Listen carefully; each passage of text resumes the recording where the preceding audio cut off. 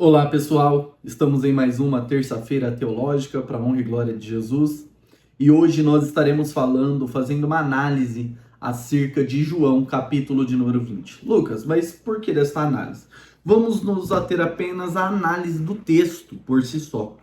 João, capítulo 20. Sem entrarmos em questões do grego, sem trabalharmos a questão de historiadores, de judeus, falando sobre o tema, sobre o capítulo.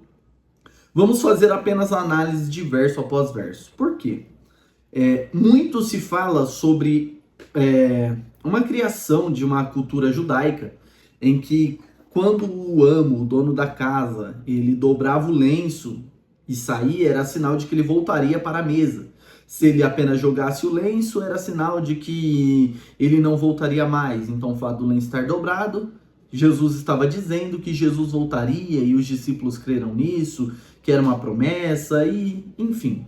E por conta disso, vamos apenas analisar o texto, lê-lo e interpretá-lo. A primeira regra básica da hermenêutica, o texto interpreta o próprio texto. A Bíblia interpreta a própria Bíblia. E isso em um contexto remoto, um contexto imediato. Você leu, analisou ali, fez perguntas básicas ao texto, pois bem, teremos a resposta se isto é uma verdade ou não. E vamos lá? Abra as nossas Bíblias em João, capítulo de número 20, verso número 1. No primeiro dia da semana, Maria Madalena foi ao sepulcro de madrugada, sendo ainda escuro, e viu que a pedra estava revolvida. Ela correu e foi ter com Simão Pedro e com o outro discípulo, aquele a quem Jesus amava, e lhes disse: Tiraram do sepulcro o Senhor, e não sabemos onde o puseram. Então Pedro saiu juntamente com outro discípulo, e ambos foram ao sepulcro. E os dois correram juntos, mas o outro discípulo correu mais velozmente do que Pedro, e chegou primeiro ao sepulcro. E, inclinando-se, viu os lençóis de linho, contudo não entrou. Chegou então Simão Pedro, que o seguia, e entrou no sepulcro. Ele também viu os lençóis. E o pano que fora colocado sobre a cabeça de Jesus não estava com os lençóis, mas deixado em um lugar à parte. Então entrou também o outro discípulo que chegara primeiro ao sepulcro e viu e creu. Se atente a isso no verso número 8, e viu e creu. Olha o 9. Pois ainda não compreendiam a escritura, que era necessário que ele ressuscitasse dentre os mortos. Os discípulos, então, retornaram para casa. Vamos à análise. No primeiro dia da semana, no domingo, Maria Madalena foi ao sepulcro, sendo ainda escuro, e viu que a pedra estava removida. Então Maria, no primeiro dia da semana, ela foi até o sepulcro. Quando ela chega no sepulcro, ela vê que a pedra que tampava a entrada do sepulcro estava removida. Então o sepulcro estava aberto. Ela olhou isso.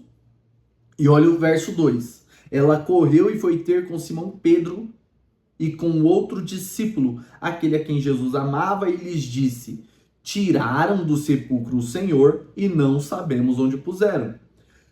Ela olhou a pedra removida, ela viu que a pedra não estava como esta porta tampando a passagem, então ela identificou que roubaram o corpo do mestre, roubaram o corpo de Jesus. É justamente por conta disso que ela corre e vai ter com Simão Pedro e com o outro discípulo a quem Jesus amava. E olha que interessante.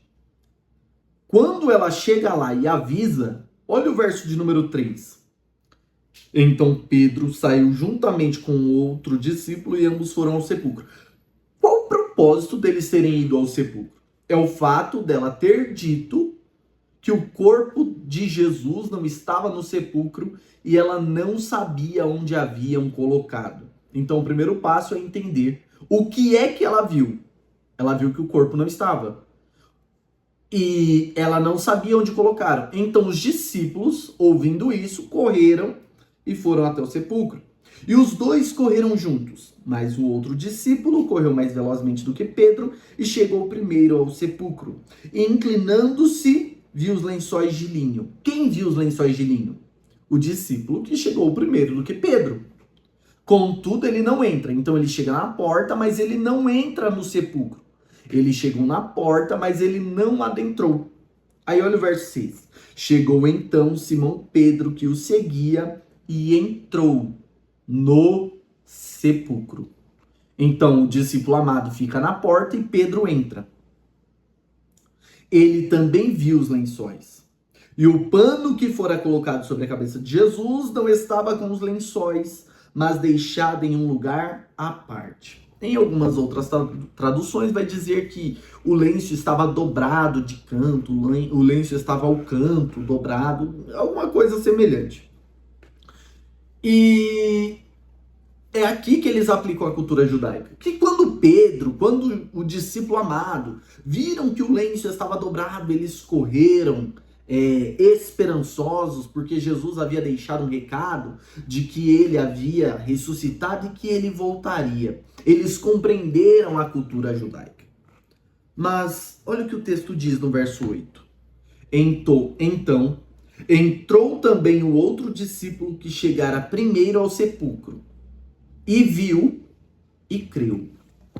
Lembra que eu falei que era importante gravar essas palavras viu e creu? Por que é tão importante nós termos gravado estas duas palavras? O que é que o verso de número 2 diz? Tiraram o corpo de Jesus e não sabemos onde está. Ou roubaram o corpo de Jesus e não sabemos onde colocaram. Logo, precisamos interpretar o texto com base no texto. Pedro e João viram e creram em quê? Que roubaram o corpo de Jesus. Eles não acreditaram que o fato do lenço estar dobrado significava que Jesus voltaria. Olha o que o verso de número 9 diz. Eu posso dizer isso com propriedade porque o verso de número 9 me permite dizer isso. Por que eles creram no que Maria disse? Olha o 9. Pois ainda não compreendiam a escritura que era necessário que ele ressuscitasse dentre os mortos. Então a cultura judaica, esta aplicação falaciosa que os pregadores fazem, ela cai por terra aqui. Porque Pedro e João, eles ouviram a mensagem de Maria Madalena. Qual que é a mensagem? Levaram o corpo de Jesus. Não sabemos onde colocaram. Em outras traduções, roubaram o corpo de Jesus. Então eles correm em direção ao sepulcro para identificar se esta mensagem era verdadeira. Chegando lá, eles viram que o corpo não estava lá, mas que o lenço estava à parte. E creram que haviam roubado o corpo de Jesus. Porque eles ainda não haviam compreendido as escrituras, é o que o texto diz. E o porquê é que, e aqui nós encerramos de uma forma bem simples, porque é justamente isso. É ler e interpretar o texto. Um conselho a você, pregador.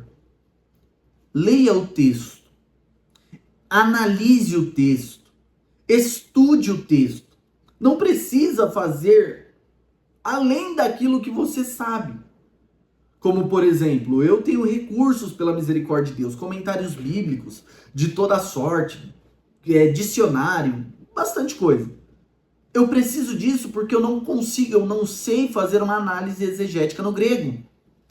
Ainda que eu tenha uma introdução ao grego, tenha estudado um pouco, eu ainda não me sinto suficientemente capaz de fazer uma análise sintática, morfológica.